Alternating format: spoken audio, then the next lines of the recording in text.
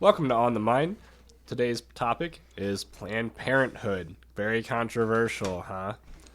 All right. It was founded in October 16th, 1916. Bryce, you got a comment already?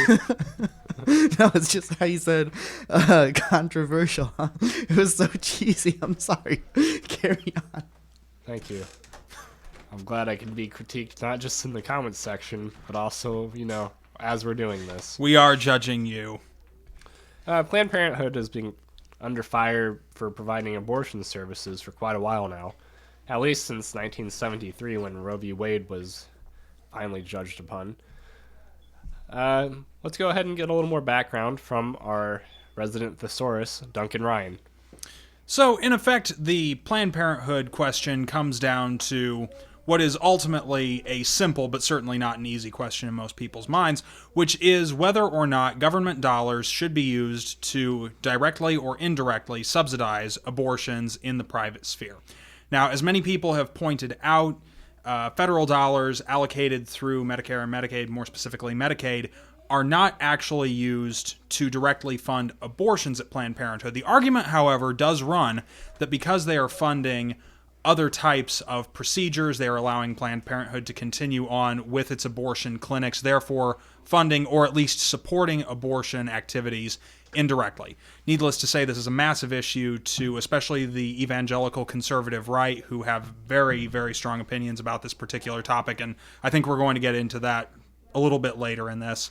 But it does ultimately come down to that question of whether or not this is something that federal funding is to be allocated to. And this is something that's been under debate in the public sphere, obviously since before 1973, before Roe v. Wade. But in the aftermath of Roe v. Wade, many attempts have been made to overturn it. Many attempts have been made at the state level to overturn it in effect, or in other words, to make abortions impractical to get rather than simply illegal.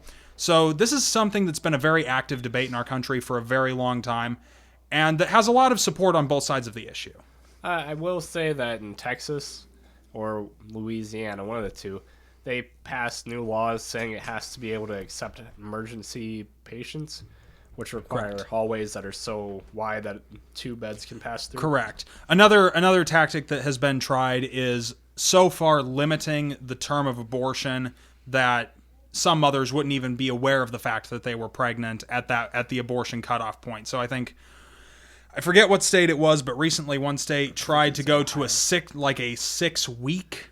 I think it's 6 week. Ooh. There was like a 6 week cutoff, and then after they came under criticism for that, they amended it. I forget what they amended that to. I know Arkansas and Ohio recently had attempts, but I think they were in the 20-week range. Correct. So, and again, that's something that's been a subdivision of this particular debate is if you are going to allow abortions, at what stage? Because there's sort of this straw man argument from, again, the very far right social groups on this one, that a healthy child could be effectively aborted on the day of delivery as long as it had not been delivered yet. Now, in reality, the only times that happens is if there is a medical need because no mothers carry to term and then get abortions unless there's a medical need. Might I add that we saw this at the debates. Correct. The third debate, there was rather a long section about this toward the beginning of the debate, as I recall. Yes, Donald Trump said on the day. Correct. Almost verbatim what you were just saying. Correct. Actually, I was drawing my wording from Donald Trump's debate performance. I'm sorry, Trump, if I've plagiarized you. Don't sue me, please. He was going to write an angry tweet or something. Awesome. Anyway, in these recent attempts may be spurned on from the success that Trump has had. It seems to be coming from states that supported him, no doubt. So it just, the effect that Trump's going to have on this issue may be profound. Right. And certainly one of the big selling points of Donald Trump to the evangelical Christian right was that he did promise to put conservative judges who agree with their views, not only on the Supreme Court, but on the lower level federal and appellate courts. Obviously, he is not particularly religious in his own right. His beliefs are effectively known only to him. But that was one of his major selling points to them was, vote for me and I'm going to do this for you. I will say he tried to appeal with them early on in the primaries, if I remember, particularly in Iowa. And the pastor called him out on it. Correct. So that's when he adopted this strategy of effectively not trying to identify himself as one of them, but effectively bring his policies in line with some things that they very much wanted. Make it ideologies click. Correct, yeah. All right, anything, Bryce? Yeah, Duncan touched on this a tiny bit when he was discussing how instead of trying to make abortions illegal, that lawmakers try to make it impractical. I know one thing that Texas did was they closed a good portion of their Planned Parenthood so that many people would have to travel a great distance and to get the abortions. And many of the people who do need to get abortions, especially from Planned Parenthood, are typically very poor, and so that travel is very difficult for them. So what happened, and this is just in as a fact, which we haven't really gotten into that too much, but the effect was that a lot of abortions took place without any sort of medical care or help. People did the abortions themselves, which is very dangerous. It results in a lot of injury and sometimes even death. So I don't know, we can keep talking about other stuff, move on, whatever. Somebody else take it away from me. I would like to touch on how protesters seem to circle these clinics. I can't help but notice when I drive down, is it University, I want to say? I thought it was on Knoxville here. But regardless, we're talking about a clinic in our town. I've seen protesters on War Memorial. And they're just holding signs, and it's not too far from the doorway. It allows them to harass people that are going for these critical services. And I've heard several testimonies. In fact, you can ask almost anyone that's been to Planned Parenthood. They will shout extremely hurtful things. I've heard sinner, whore, killer, murderer. Just several different words aimed at young women who are just trying to get healthcare services. And even if they don't even necessarily have to be there for abortions. So it just seems that they're going far out of their way to pick on the most vulnerable citizens at some of the most vulnerable times. You have anything about that, Bryce? Yes. Now, I've discussed this with you guys privately. My take on abortion, on whether or not it's a religious matter. The real debate is, when does a life become a life? Church doctrine typically states that it's at conception. But now, if you're not a religious person, that can be several other places. It could be when the heart is formed. It could be when they're, or even when the child is born. It's, you're not going to shame or argue something like to get somebody to believe it. That's not going to really do anything. It's not doing any good. In fact, it's doing a lot of harm and just separating the two sides even more. Now, if I can jump in, for the record, for all of our listeners out there, we all kind of come down on the same side on large parts of this issue. So for the duration of this episode, I'm sort of playing devil's advocate here. So, and I will say, and this is something I actually do agree with at this point, so long as they are not on the private property held by the abortion clinic, so long as they are on public property, and so long as they do not physically harm somebody, physically harm or impede, that's a very important distinction. So long as they do not physically harm or physically impede someone from entering the facility they are trying to enter, the protesters are exercising their constitutional rights of peaceful assembly and free speech, and I'm of the opinion that, as much as I disagree with those people, of course, they have every right to do that. There are harassment laws. It's not against the law to be an a-hole, but it's nor still should it not be. right. There is a law against continually harassing an individual. Sure, but again, if these people were to, say, follow somebody around, you know, if they were to latch on to somebody at the abortion clinic and then get in the car and follow that person home, then they would be invoking that kind of law. As long as they're protesting an activity and not a specific person, then that does fall under protected speech. I'm going to change gears. If you have something to say, okay. We're talking about breaking laws here, so I actually want to get into a little spiel that I've prepared about why Christian conservatives should actually be pro-abortion. A scientific study. Don't you want to say pro-choice here? What did I say? You actually said pro-abortion. Oh, I'm so sorry. I meant pro-choice. Okay. Why conservative Christians should be pro-choice. No, pro-choice. I'm all mixed up now. So a study was done by two professors, one from Stanford University and one from the University of Chicago. And their hypothesis was that the reason why the crime rate in the United States took a downward spiral in the 90s, and that is because of Roe versus Wade. Their hypothesis is that abortion causes crime rates to go down. They looked at the time spans. These children that may have been born and actually to single parent families or impoverished families, typically who have higher potential to be criminals. Usually these are property-related crimes, not so much murder, but sometimes. Anyway, they say that abortion leads to less crime.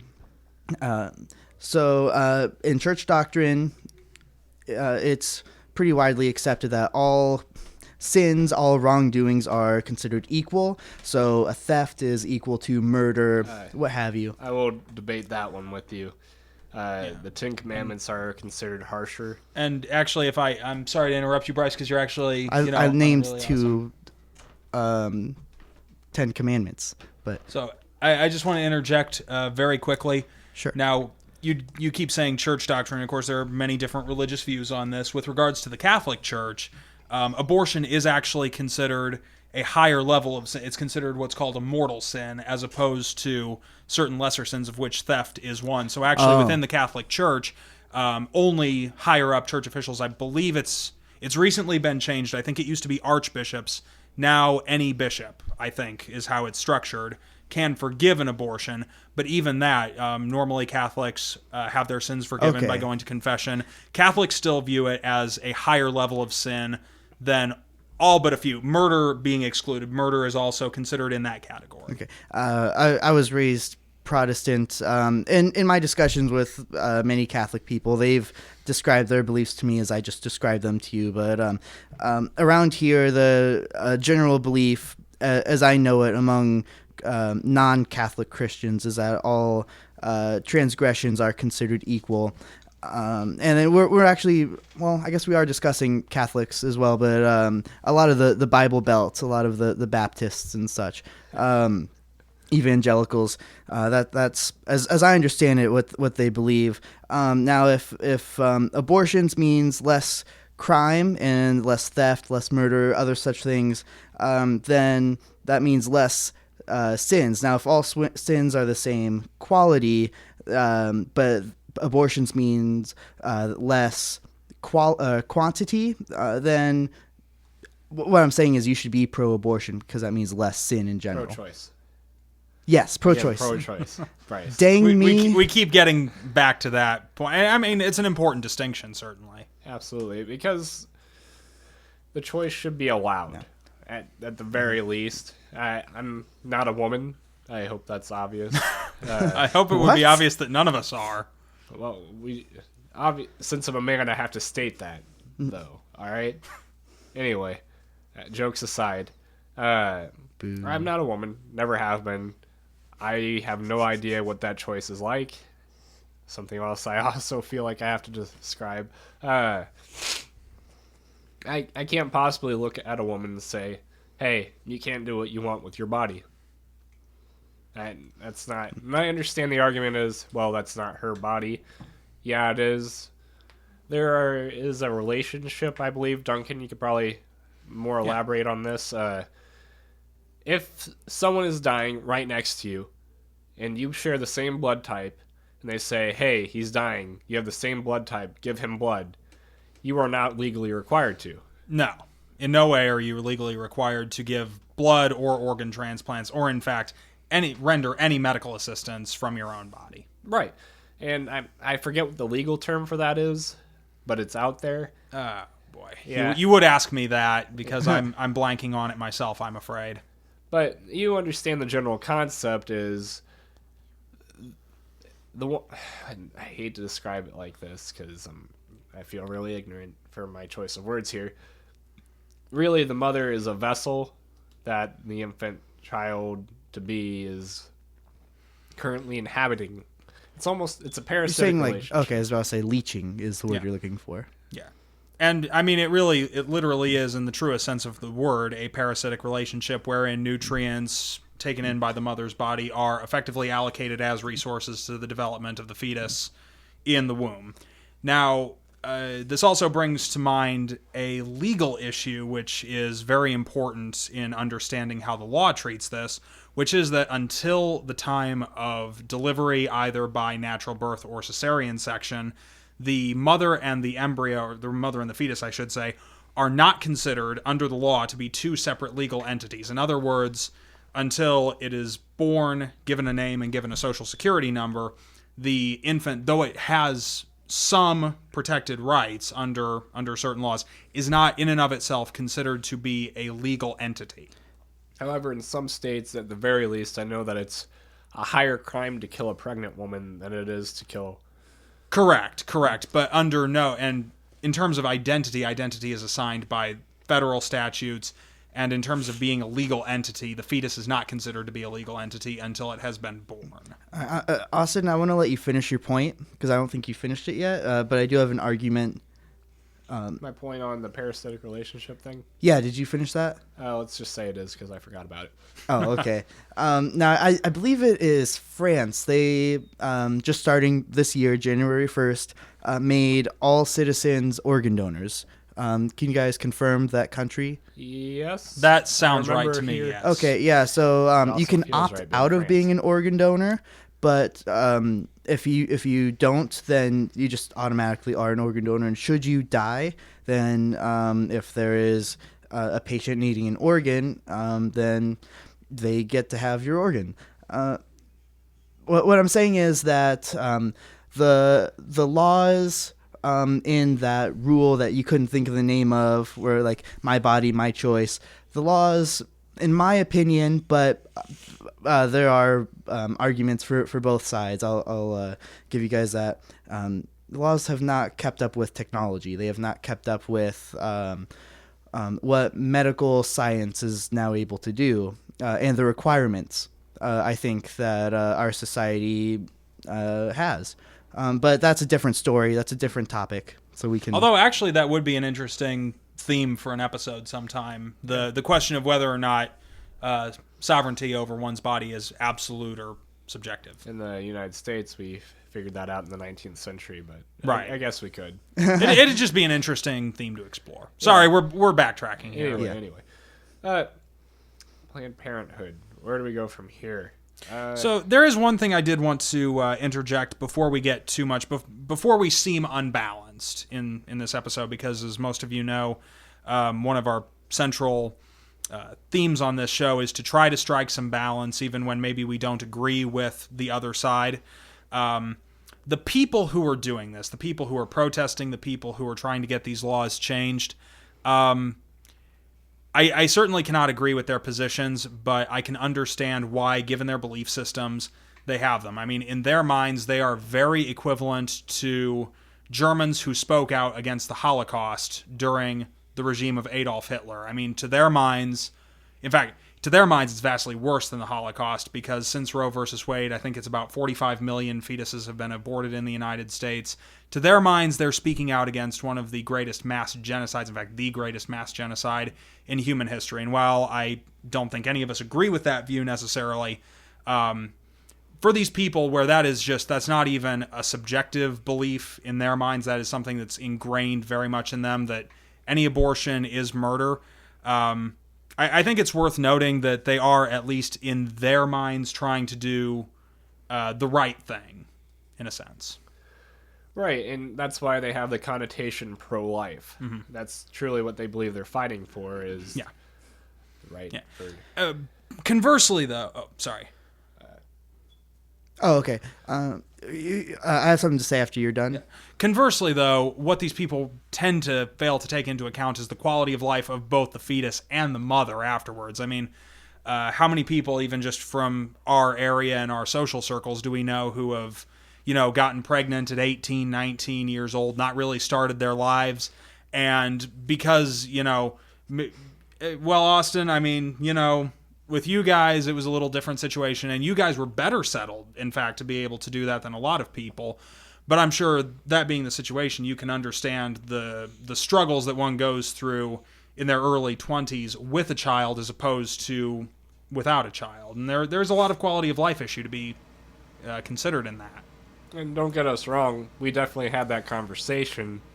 However, I was under the impression that it wasn't my choice. I told my wife that I would support her no matter what she decided on. And she said, even though I agree with pro-choice, I definitely don't think that I could go through with an abortion. And that's how we have come to have a beautiful 13-month-old daughter today. That's the emphasis on choice. There's always the choice to keep a child. I will say that one of the oddest encounters I've ever had with someone, and I swear this is true, when we told someone that we had told before that we were pro-choice that we were going to keep June, they said, "What? You're not going to have an abortion? I thought you were all about killing them." Yeah, a lot of people do really conflate the positions. How incredibly rude. Right, like, I definitely got a little upset about that. Okay, well, if you guys don't mind, I was gonna... Well, let me say one thing since we're on this topic. My parents were definitely not settled. My mom was only 16 when she got pregnant with me, and I was obviously not aborted, and I'm very glad for that fact. I like to think that I'm a functioning member of society that gives a lot back. So that's just one playing devil's advocate, using myself as an example. And then again, I wanted to play devil's advocate a little bit. I always think that the government should do whatever the will of the people is, and we elected a very right-wing, three branches of government. However, it will be argued that the majority vote... You're right. And I still am 100% all about majority vote counts, but that's not the case as of yet, or possibly ever. They're just doing what they were voted in to do. They're doing what the people who voted for them want them to do. Okay. Before we get off topic, Duncan, being a libertarian, you have a certain view on this. Could you explain that? Yeah, so when it comes to defunding Planned Parenthood, and I just want to make clear that this is completely separate from any ethical or moral argument with regards to whether abortion is right, whether people should be allowed. Simply with regards to the funding of Planned Parenthood, I actually am against funding Planned Parenthood. However, I am exactly as against it as I am against the funding of any private medical organization, and that includes hospitals, that includes insurance companies, with federal tax dollars. In other words, I'm basically against Medicare, Medicaid, and the ACA. Now, the problem that I see here, and it may seem like an esoteric and philosophical problem to many people, but it really is a rather real problem that's staring us in the face, is that the Republicans in Congress are going to probably significantly reduce the ACA until it's very little more than an extension of Medicaid. However, they are not saying that federal funding of private medical organizations is a bad thing. So, if, while maintaining that position, they vote to defund selectively Planned Parenthood as an exclusive organization, the problem then becomes that not only are we establishing a state-officiated version of what is and what is not moral, which in my opinion is just never the proper purview of the state, but, the argument could be made, and I mean, I know Bryce and I have had this conversation many times, that in many cases at least, the law does act like that, as sort of a moral extension of the state. But the law's already been written on this. Roe v. Wade was decided in 1973, and the fact of the matter is that the law has been decided. So if this is carried through, not only is it the state officiating a version of morality, it's also the state officiating a version of morality separate from its own legal system, and in fact, antithetical to its own legal system. Which, I know it seems like a very esoteric problem, but if the state starts determining what is the quote-unquote proper version of morality, even if it be not necessarily in line with the law. I think that's one of the critical components, frankly, to Orwell's nightmare. You have anything, Bryce? Sure. From my standpoint, I support the Green Party, and they're very more on the social left side, and that, their views fall in line with mine. I think that Planned Parenthood should be funded, and then also I believe in free universal health care, but basically Duncan's right. It's being defunded for the exact wrong reason. If it were being defunded for the libertarian standpoint, for those reasons, I would be upset, but at least I'd understand better, and I'd be like, okay, they're doing it politically, at least for the right reasons. I'd be upset, but I wouldn't criticize. Okay, just so we're clear, I'm not completely sure how I feel about all the funding issues yet. I do think that as long as funding does continue for other private medical centers, it definitely should continue for Planned Parenthood. Yeah, absolutely. It should not be selectively defunded. Absolutely.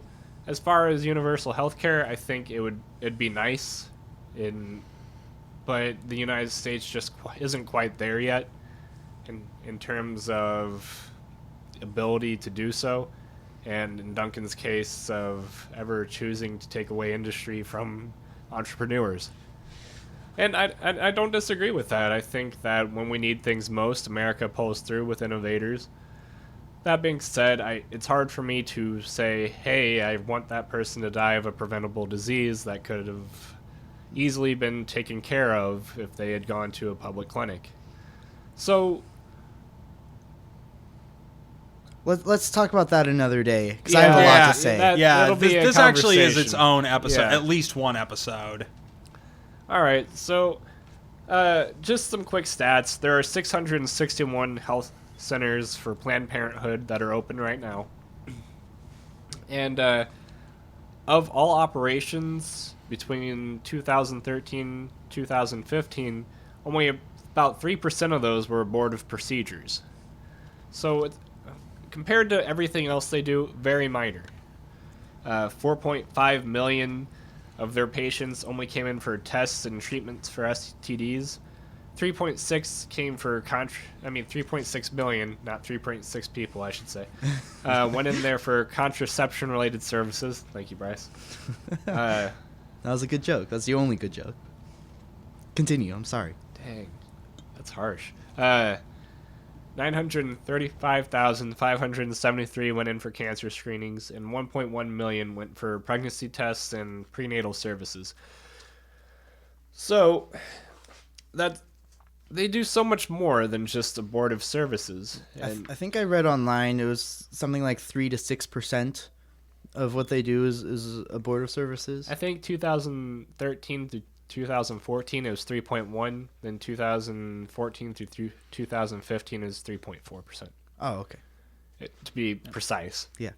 And it would, just as a completely tangential comment, it would be interesting to see how those numbers correspond in, say, 2007, 2008, and 2009 with economic downturns and then economic resurgences. Right, and we're about to see how large an effect what was it called?